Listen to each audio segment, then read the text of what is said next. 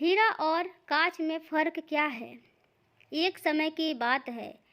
एक बार राजा का दरबार लगा हुआ था, लेकिन धूप में लगा हुआ था। क्योंकि सर्दियों के दिन थे, तो अक्सर राजा की चौपाल वहीं लगा करती थी। राजा लोगों की अपील सुन रहा था और सब कुछ ठीक ठाक चल रहा था। लेकिन भीड़ में से एक आदमी खड़ा होता है और वह बोलता है कि उसको राजा से मिलना है। उसके पास 2 हीरे हैं और उनमें से एक असली है और दूसरा नकली। तो मैं राजा से पूछना चाहता हूँ। अब उसकी इस बात को राजा के पास पहुँचाया गया और राजा ने उनको चौपाल में आने की आज्ञा दे दी। राजा ने उसको अनुमति दी कि बताओ, तुम क्या चाहते हो? उसने कहा, मेरे पास 2 हीरे हैं, एक असली और एक नकली, लेकिन आज तक कोई इनकी परख नहीं कर पाया।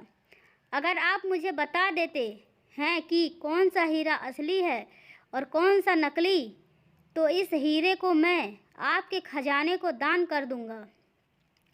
लेकिन अगर आप नहीं बता पाए तो आपको इस हीरे की कीमत मुझे चुकानी होगी। राजा ने ये स्वीकार किया और ये प्रक्रिया शुरू हुई।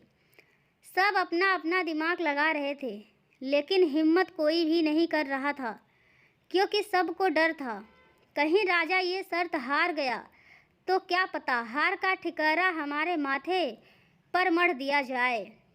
तो कोई आगे नहीं आया। आखिरकार राजा ने ही बता दिया कि मैं इसको बता पाने में असमर्थ हूँ।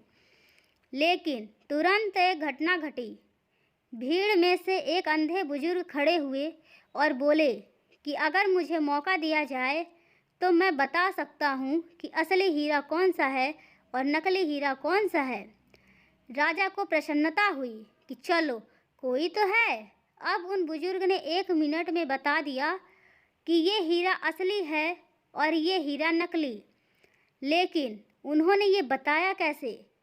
राजा ने उनको धन्यवाद दिया कि आपने आज राज्य की इज्जत बचा ली और एक हीरा अब राज्य के खजाने में आ रहा है, अन्यथा हमें इस हीरे जितनी कीमत चुकानी पड़ती। हीरे को महल में ले जाने की तैयारी हुई, लेकिन उससे पहले राजा ने उन बुजुर्ग से निवेदन किया और पूछा कि आप ये तो बताइए कि आपने इस हीरे को पहचाना कैसे, जबकि आप तो देख पाने में भी सक्षम नहीं हैं। और जो देख पाने में सक्षम थे वो जवाब नहीं दे पाए। अब बुजुर्ग ने कहा कि ये पता लगा पाना आसान था, क्योंकि जो असली हीरा था वो ठंडा था और नकली हीरा गर्म था। धूप की वजह से जो हीरा गर्म हो गया, मतलब वो कांच से बना हुआ था, और जो असली हीरा था वो धूप में भी शांत रहा, यानी ठंडा रहा। यही तो खासियत है हीरे की। दोस्तों, हम भी तो कभी कभी इतने गर्म हो जाते हैं कि हमारे रिश्ते खराब हो जाते हैं, लेकिन हमें हीरे जैसा स्वभाव रखना चाहिए। परिस्थितियां चाहे कैसी भी हो, अगर हम ठंडे रहेंगे तो इससे हमारा ही फायदा है। कुल मिला के बात यही है, हीरा बनिए कांच नहीं।